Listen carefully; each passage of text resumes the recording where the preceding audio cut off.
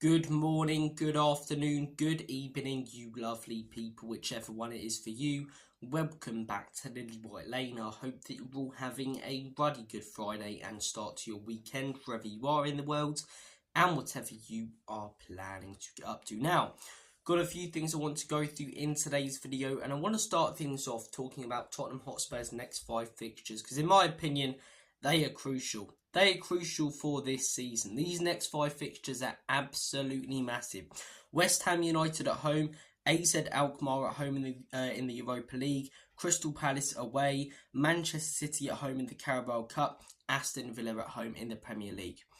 We get good results in all of these games, our season's back on track. We're in contention for Champions League football. We've beaten the best side in a cup competition. Therefore, we've got a real good chance of potentially winning it and taking that confidence forward. But if we don't get good results in these games, if we lose a few of these games, our season could go completely peak-tong. The manager could be sacked. You know, these next 5 fixtures are crucial. They really, really are. 9th in the league currently, as I say. You don't tend to start looking at the table until we're around 7-8 games in, and then you start looking at where teams are. So we need to start picking up points now. This is not August anymore. This is not September anymore, where you're getting your whereabouts, getting used to what's going on. This is when we need to start clicking. This is when we need to start kicking into the next gear. And these next 5 games, in my opinion, they really, really are massive. West Ham United at home. We need to be picking up all 3 points in this game. We need to be.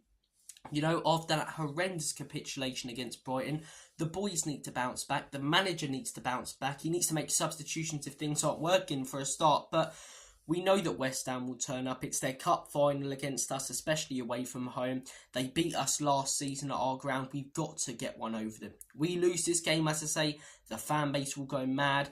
All the confidence that we sort of built up from those 5 wins in a row is thrown out the window yet again, like it was after the Brighton game, you know, and players start to lose confidence. Maybe the manager gets more criticism, pressure starts to build. So we need to win that game against West Ham. We need to beat West Ham at home. Following that, AZ Alkmaar in the Europa League. We've made a good start in the Europa League.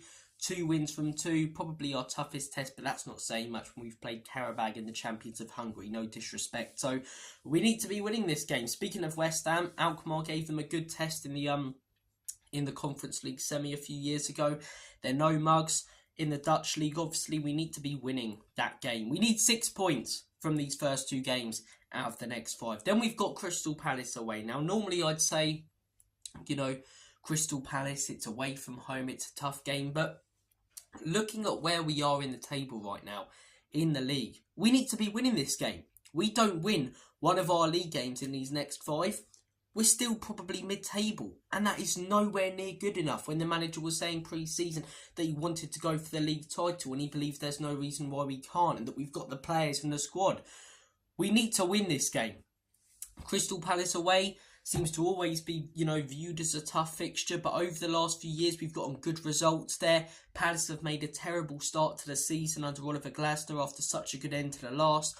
We need to be picking up 3 points. So these next 3 games, we need 3 wins. We need 9 points. Then we've got Manchester City at home in the Cup. Now, if we get knocked out in this game, I'm not going to be someone who's going absolutely mad. You know, it's disgusting, it's disgraceful, because it is Manchester City. But we need to show that we've progressed.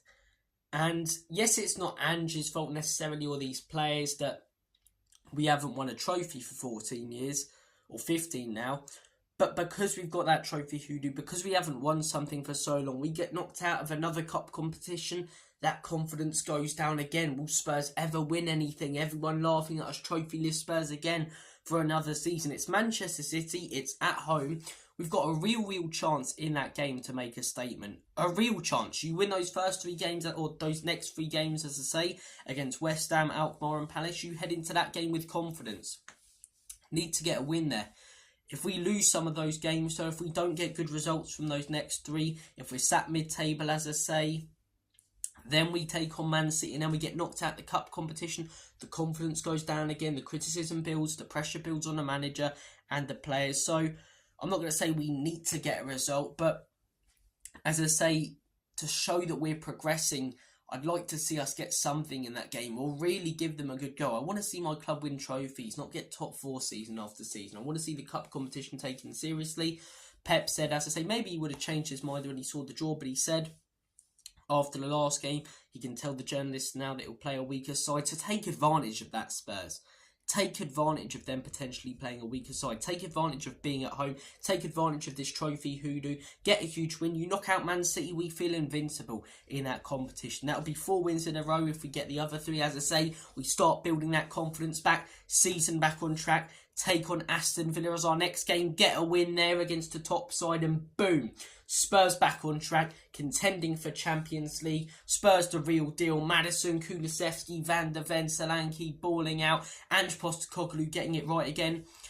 We lose these games, so we drop points against West Ham. We maybe get a win against Palace. Lose to Aston Villa. We're sat mid-table. Pressure's building on Ange. All the stuff that he said pre-season, all the contradictions, as I say. Where's the playing style? Predictability. High line being exposed yet again. Spurs mid-table dross. Pressure on Ange Postecoglou. Again, I wouldn't be surprised if these next 5 fixtures don't go our way and the manager gets sacked.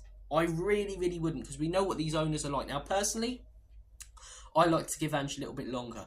If these next 5 results don't go our way and things, keep not going our way up until December time, then you consider it. But as I say, I don't want to see the same cycle repeat itself as much as I think a lot of the criticism on him is completely and utterly justified, and I agree with a lot of it. But yeah, these next 5 fixtures, in my opinion, it's easy to say every game's big in the Premier League, but they really are massive. These next 5 fixtures will, in my opinion, determine our season. It's a big statement early on, but again, you don't get results in these, you're mid-table after about 8 or 9 in the Premier League. That's the league title out the window. I mean, we didn't think we were going to win it anyway, but that's the league title completely out the window and potentially even top 4, which isn't a big deal for me, but we know it's a big deal for the owners. And if that's out the window so early, we know what they've done to previous managers who haven't got Champions League football when they wanted them to. So next 5 fixtures are crucial and massive for the football club and for the manager, and hopefully we get good results. And I don't predict that these fixtures will go horrendous for us, in all honesty, but I do think we will pick up a couple of losses. I think we beat West Ham at home. I think we beat Alkmaar at home. I think we beat Crystal Palace away, but then I think we lose to Manchester City, and I think we draw or lose to Aston Villa. So, look, if these fixtures either go brilliantly or terrible, though, it really, really will determine our season, in my opinion. It'll play a massive part in how this season's going to go. It's 31 games, but, soon enough that's 28 games, then it's 25 games, then it's 20 games, then it's 15 games, and you're still not contending for stuff, We need to build back, as I say, after that horrendous capitulation, after we crumbled like a chocolate digestive in a milky tea. Let's build back. Let's go for stuff, man. Let's get, as I say, 5 wins out of 5. I'm not expecting it, but we get 5 wins out of 5. Choo-choo all aboard the Ange train again. Spurs back on track, but cup competition, Europa League, which I want to see taken seriously, and 3 huge league games. Guys, what do you predict for these next 5 games? Do you agree that they'll play a massive part in how our season goes, potentially even determining what happens, as I say? What do you think about the manager? Do you think he'll be sacked if these games don't go our way? Do you think the owners will stick by him and do different if we're still sat mid-table after these 5? Do you think he'll get it right and prove the doubters wrong like me? Comment all of your fantastic thoughts and opinions down below. The next thing I wanted to discuss, as I say, some news coming out that Richarlison and Heung-min Son and Wilson Odobert all look fit and ready for our next game, which is good. Not a big fan of Richarlison. To be honest. You guys know that on my channel. I think he had a bit of a purple patch last season. But he's a good option to have. At least you've got a different striker coming off the bench. Odobert as well. I'm willing to give him a bit of time. I was angry with the signing, not because we signed the player, but because we didn't go out there and sign someone like Eze. It wasn't about the fact we signed Wilson Odobert. It was about the fact that we spent that money on a youngster when we could have spent it on a more top quality improving player. But hopefully, as I say, he can come back in, get some game time again. We need these options with all the competitions that we're in this season. We don't want to have to, as I say, rotate our squad and be weakened. We want to be able to rotate our squad eventually, like a team like Man City, like Arsenal can do now, Liverpool, and still have a top quality side. So, look, good to have Odobert back. And Sonny as well. Personal level, thank God Sonny's back, because my eyes are bleached from watching Timo Werner week after week. They really are. And do you know the worst thing? Heung-min Son won't do the off-the-ball stuff anywhere near as well as Timo Werner. I watched him against Brentford, and so often, as I say, he was coming on the inside. Same against I forget their name now. Yeah, it was the game before. Oh yeah, it was Arsenal before actually. What am I on about? I was thinking Carabao. He didn't start in that game, but anyway, against Arsenal, he was cutting inside far too often. Didn't give us an option, as I say. Against Brentford, coming inside far too often. Didn't give us a real option on that left hand side. When Timo Werner plays, he gives us a far better option on that left hand side. Makes far better runs. But the guy cannot score to save his life. He couldn't hit a barn door. He doesn't own shooting boots. He's never purchased them. He's got 56 pairs of missing boots. You know, he puts them on for every different game day. Finds different ways of missing he should be clinical, but finds different ways of missing easy chances constantly, Timo Werner, you know. The guy's a pile of shit. I hate to say it. I'm sure he's a nice guy, but, you know, he does all the off-the-ball stuff. Oh, he's an attacking player whose worst attribute is finishing, and Heung-min Son will do that a lot better. So, good to have Heung-min Son back, and I think with Heung-min Son, as I say, our next game, West Ham, maybe we see Ange's first 11 with that midfield three dynamic of Maddison, Kulusevski and Bentancur that's been working fairly well recently, apart from that second half against Brighton. The back four of Christian Romero, Mickey van der Ven, Destiny Udogie and Pedro Porro. Personally, I'd like to see Spence given a go at left back. And I'd also like to see Dragston given a go at centre-back, but I think that's the back four we'll go with. Solanke, Heung-min Son and Brennan Johnson. So, likely our first 11 that we'll see against West Ham. We'll have to see how that clicks, because that's Ange's team now. A lot of those players have been signed. A lot of those players have been signed. By cameras falling. There we go. A lot of those players have been signed. Sorry about that. That would have been tragic. But a lot of those players have been signed by Ange. So, things start going tits up soon, as I say.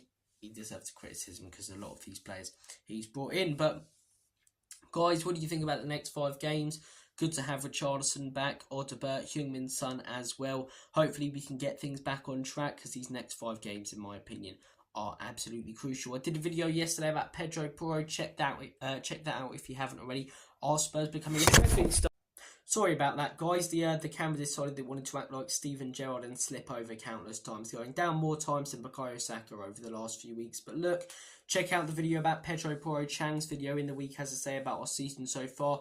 Comment down below all your thoughts and opinions on what we've discussed in today's video. I'm going to make like a banana and split. Take care of yourselves. Have a smashing rest of your day. And as always, come on you Spurs. Take care, guys.